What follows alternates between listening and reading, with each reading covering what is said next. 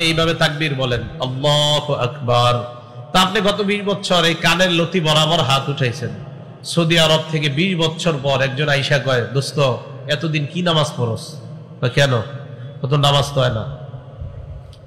আরে নামাজ হয় না মানে আমি 20 বছর তো এইভাবে তাকবীর বলি। না, তাকবীর তো এই জায়গায় বলতে হবে। অথচ দেখেন এইখানে যদি কেউ হাত উঠায়, এইখানে কেউ হাত উঠায়, এখানে হাত উঠায়, এমনকি এখানেও যদি হাত উঠায় সর্বোচ্চ মাকরু হবে, নামাজ হবে না, এটা কি বলতে পারবে? যদি কেউ বলে আল্লাহু আকবার, আল্লাহু আকবার যদি কেউ বলে সর্বোচ্চ মাকরু বলতে পারবে, কিন্তু নামাজ হবে না এটা কেউ বলতে পারবে না। এখন আপনার দেখেন ওই বেচারা এতদিন নামাজ পড়ে এইভাবে, তাইসা বলে তুই তো এইভাবে কেন, তুই এইভাবে হাত উঠাবি। এই বেচারা তো পেরেশানিতে পড়ে গেছে। আরে ঘটনা কি? তো উনি কি করছে, যিনি বলছে সেইভাবে হাত উঠানো, তাকে নিয়ে গেছে আপনার টিকেরপুর মাদ্রাসায়। নিয়ে যাওয়ার পর বড় মুহাদ্দিস সাহেবের সাথে দেখা করায় দিচ্ছে। তো দেখা করানোর পর মুহাদ্দিস সাহেবরা বলতেছে, হুজুর আমি তো গত 20 বছর এইভাবেই নামাজ পড়লাম, হঠাৎ সৌদি থেকে আইসা বলতেছে আমি নাকি এইভাবে এখন থেকে হাত উঠাইতে হবে, ঘটনা কি বুঝাই দেন তো। তো হুজুর এইবার বললেন, আপনারা যে উনি বলছে এখানে হাত উঠাইতে হবে, দলিল দিছে? কয় হ্যাঁ। কয় কোন কিতাবের? কয় মুসলিম শরীফের 390 নাম্বার হাদিস। তো আসলে ওই হাদিসের মধ্যে আসছে রাসূল আকরাম সাল্লাল্লাহু আলাইহি সাল্লাম যখন তাকবীর বলতেন 2 হাত উঠাইতেন কাঁধ বরাবর। বলেন কি বরাবর? কাঁধ বরাবর। তো মুহাদ্দিস সাহেব বললেন, আচ্ছা আপনি 390 নাম্বার হাদিস অনুযায়ী ওনারে দাওয়াত দিতেছেন কাঁধ বরাবর হাত উঠাইতে, এই তো? হ্যাঁ। তো উনি পাল্টা বললেন, আপনি 391 নাম্বার হাদিসটা পড়ছেন মুসলিম শরীফের, 90টা না বললেন, পরের হাদিসটা পড়ছেন? আমি তো পরের হাদিস পড়ি নাই। পরেরটা একটু দেখেন। তো পরের হাদিসের মধ্যে লেখা, আন মালিক ইবনুল হুয়াইরিস রাদিয়াল্লাহু তাআলা আনহু قال, নবীজির সাহাবা মালিক ইবনুল হুয়াইরিস রাদিয়াল্লাহু তাআলা আনহুর বর্ণনা, নবীজি যখন তাকবীর বলে নামাজ শুরু করতেন হাত উঠাইতেন। সাহাবা মালিক ইবনুল হুয়াইরিস বলেন, আল্লাহ নবী যখন হাত উঠাইতেন নবীজির হাতগুলার দিকে তাকায় দেখতাম হাত্তা ইউহাদি বিহিমা উযুনাই, আল্লাহ নবীর 2 হাত কান বরাবর উঠাইতেন। কি বরাবর? তাহলে 390 নাম্বার হাদিসে কাঁধ বরাবর, 391 নাম্বার হাদিসে কি বরাবর? কান বরাবর। তা আপনি ওই হাদিসটা কেন দেখলেন না? 391 নাম্বার হাদিসের শেষের দিকে কাতাদা রাদিয়াল্লাহু তাআলা আনহুর বর্ণনা, আল্লাহ নবী যখন নামাজ শুরু করতেন, নামাজ শুরু করার পর নবীর দিকে তাকায় দেখতাম আল্লাহ নবীর হাতগুলা হাত্তা ইউহাজি বিহিমা ফুরুআ উযুনাইহি, আল্লাহ নবীর 2 হাত কানের লতি বরাবর উঠাইতেন। কি বরাবর?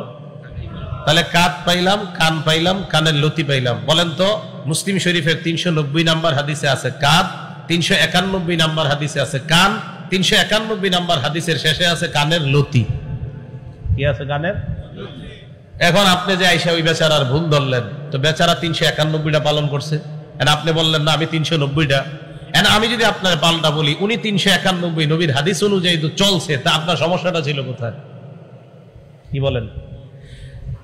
উনি তো সঠিক সুন্নাহের উপরে ছিল। 390 নাম্বার হাদিস মুসলিম শরীফের হাদিস তো কোনো জাল দুর্বল হাদিস মুসলিম শরীফে নাই। মুসলিম শরীফ বুখারী শরীফে কোনো জাল দুর্বল হাদিস নাই, সব সহিহ হাদিস। তো মুসলিম শরীফের 390 নাম্বার হাদিস সহিহ কিনা? আরে বলেন সহিহ কিনা? তো 391টা সহিহ কিনা?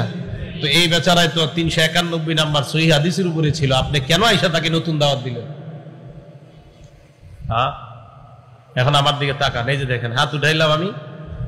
তহাবি শরীফের 1 নম্বর খন্ড 144 নম্বর পৃষ্ঠা আছে, নবীজি সাল্লাল্লাহু আলাইহি সাল্লামের হাতের এই 2 বৃদ্ধাঙ্গুলি করিবাম মিন শাহমাতাই উযুনাই, নবীজির এই 2 বৃদ্ধাঙ্গুলি কানের লতি বরাবরের কাছাকাছি, কানের লতির কাছাকাছি যাইতো। এবার দেখেন আমি কানের লতির কাছাকাছি রাখলাম, আমার হাতের তালু কিন্তু কান বরাবর নাই, হাতের তালু আছে কাঁধ বরাবর। দেখেন তো এই যে হাতের তালু আছে কি বরাবর? কাঁধ। আর বৃদ্ধাঙ্গুলি আছে লতি বরাবর, আর আঙ্গুলগুলো আছে কি বরাবর? কান বরাবর। বলেন আঙ্গুলগুলো কি বরাবর? আর হাতের তালু কাঁধ। হাতের তালু কি বরাবর? কাঁধ। তাহলে হাতের তালু যদি কাঁধ বরাবর হয় 390 নাম্বার হাদিসের উপর আমল হয়, বৃদ্ধাঙ্গুলি যদি লতি বরাবর হয় 391 নাম্বার হাদিসের শেষের অংশের উপর আমল হয়, আঙ্গুল যদি কান বরাবর হয় তো 391 নাম্বার হাদিসের প্রথম অংশের উপর আমল হয়। এর মানে কান বরাবর হাত উঠাইলে রাসূলের 3টা হাদিসের উপর আমল হয়। এখন আপনি নতুন করে ওনাকে দাওয়াত দিতে আসলেন। এজন্য ভাই, আর কেউ একটা সঠিক আমল করলে তাকে আইসা আপনি যদি নতুন করে আবার অন্য আমলে নিতে চান, এখন আমি যদি পাল্টা প্রশ্ন করি আমার আগের আমল আমি কেন করব না, এই জবাব দিয়ে যান। যদি আমার আগের আমল ঠিক থাকে তো আপনি আমাকে নতুন আমল কেন শিখাবেন? আর যদি আপনি বলেন আমি বাংলাদেশে থেকে একটা করছি, সৌদি গিয়ে আরেকটা শিখছি, আমার প্রশ্ন হবে আপনি বাংলাদেশে থেকে যদি সঠিকটা করে থাকেন ওখানে গিয়ে আরেকটা কেন ধরছেন সেটা বলেন। আমি বলছি না ওইটা ভুল, আমি বলছি না আপনি যেটা নতুন করে ধরছেন এটা ভুল, এটাও বলছি না, কিন্তু আপনি আগের সঠিকটা বাদ দিলেন কেন সেটা বলেন।